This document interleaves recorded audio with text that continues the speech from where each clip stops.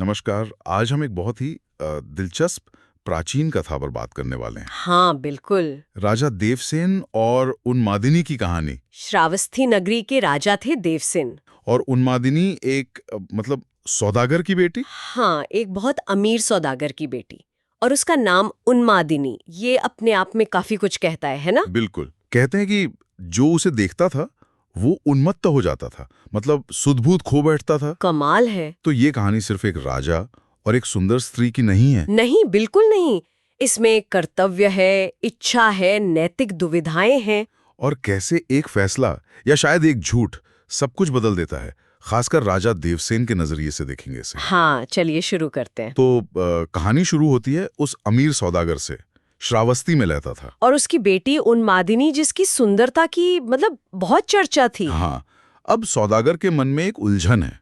वो सोचता है बेटी का ब्याह करना है, लेकिन क्या राजा को बताए बिना कर देना ठीक रहेगा? कहीं राजा नाराज ना हो जाएं? ये उस समय के समाज को दिखाता है ना? बिल्कुल। कि अगर आपके पास कोई बहुत खास चीज है, या इस मामले में जैसे एक असाधारण रूप से सुंदर कन्या है, तो शायद पहला हक राजा का बनता है। या कम से कम उन्हें बताना तो बनता ही है। हाँ, सूचित करना, उनकी एक तरह से अनुमति लेना, ये शायद जरूरी समझा जाता था, शिष्टाचार से बढ़कर शायद कोई नियम जैसा। तो इसी सोच में वो सौदागर पहुंचता है राजा देवसेन के पास। और क्या कहता है? बहुत विनम्रता से कहता है, महाराज, मेरे घर एक कन्या रत्न है। अगर आप उसे स्वीकार करना चाहें, अगर वो आपके योग्य हो। अच्छा। तो राजा देवसेन वो एक समझदार शासक थे। उन्होंने फौरन हाँ या ना नहीं कहा। उन्होंने क्या किया? उन्होंने अपने भरोसेमंद ब्राह्मणों को बुलाया, विद्वान ब्राह्मण। अच्छा।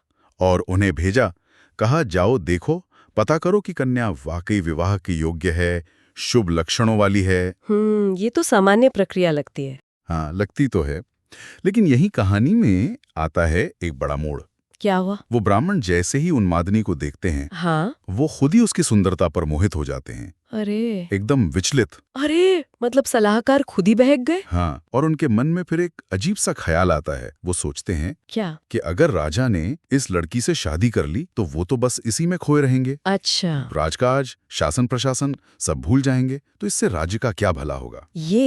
ये बड़ा अजीब तर्क है। क्या ये सच में राज्य की चिंता थी, या कुछ और? हाँ, मतलब क्या ये उन ब्राह्मणों की अपनी मानवीय कमजोरी थी? उस सुंदरता को देखकर शायद ईर्ष्या हुई हो सकता है। या फिर वो खुद ही इतने प्रभावित हो गए कि उनका विवेक काम नहीं कर रहा था। जो भी हो, उन्होंने राजा से सच नहीं कहा। ये दिखाता है कि कैसे कभी-कभी व्यक्तिगत भावनाएं, वो चाहे मोह हो, ईर्ष्या हो, हाँ, वो आपकी जिम्मेदारी पर, आपके कर्तव्य पर हावी हो सकती हैं, और इसके परिणाम कितने गंभीर हो सकते हैं। बिल्कुल।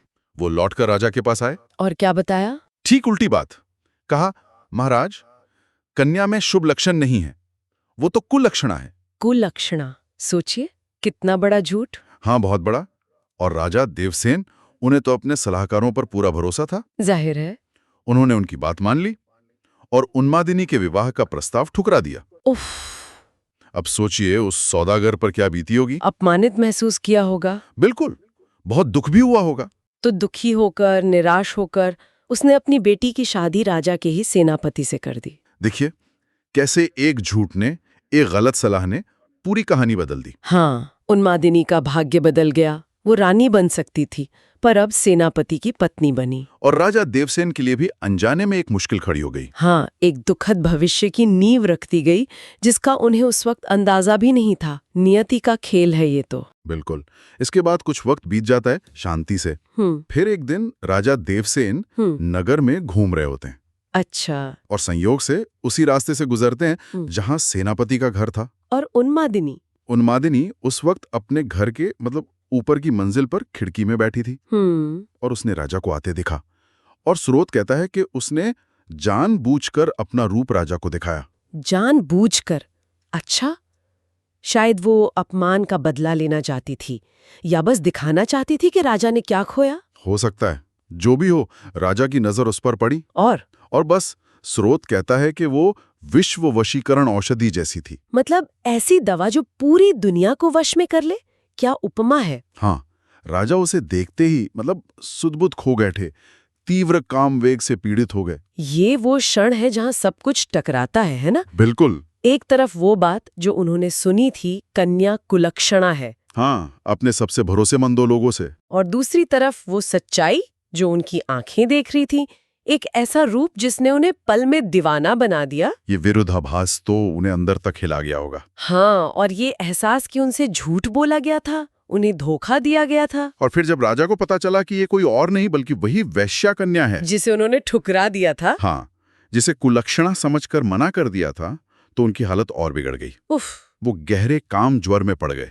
मतलब प्रेम की या वासना की एक ऐसी आग जो उन्हें अंदर ही अंदर जला रही थी। बीमार पड़ गए मतलब। हाँ, बीमार पड़ गए, बिस्तर पकड़ लिया। जरा उस सेनापति के बारे में सोचिए। हाँ, उसकी क्या हालत हुई होगी। जब उसे पता चला होगा कि राजा उसकी पत्नी को देखकर इतने बीमार है और ये वही स्त्री है जिसे राजा ने पहले ठुकराया था। वो फौरन राजा के पास गया होगा। हाँ बिल्कुल। और सेनापति एक वफादार सेवक की तरह राजा की जान बचाने की सोचता है।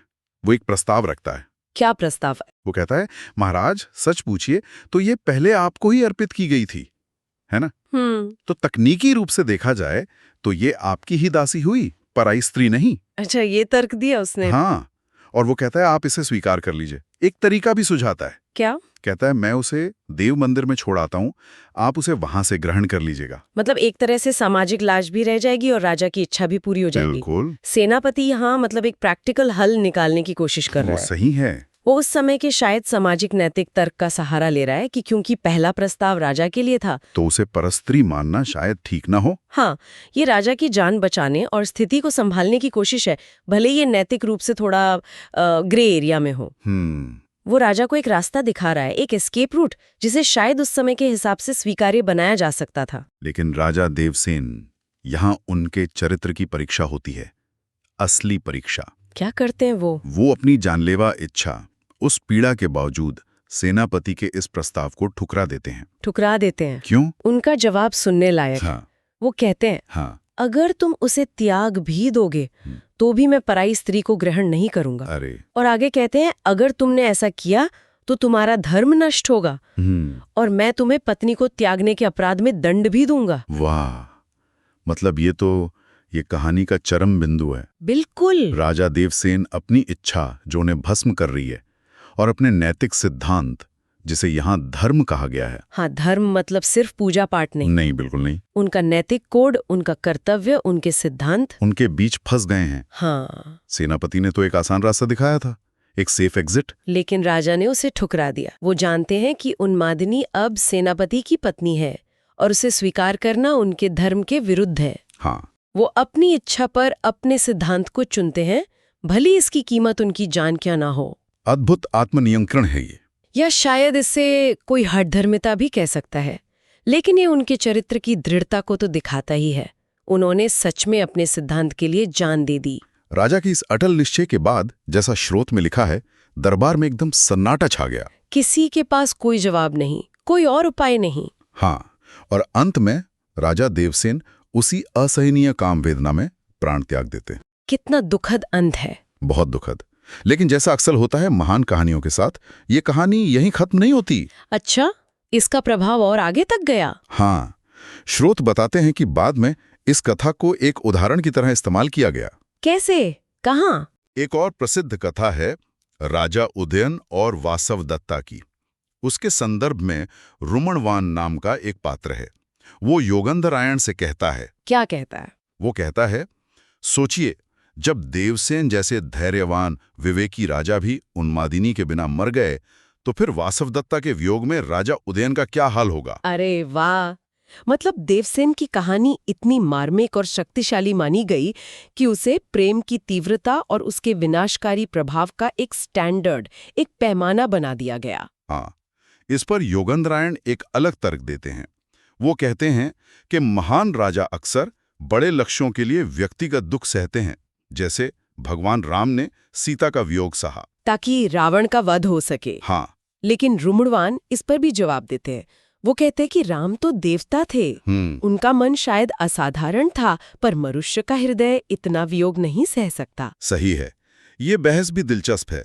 ये दिखाती है कि देवसेन की कहानी ने मानवीय भावनाओं और नैतिक संघर्षों पर कितनी गहरी छाप छोड़ी थी। बिल्कुल। तो ये थी राजा देवसेन और उन्मादिनी की कहानी।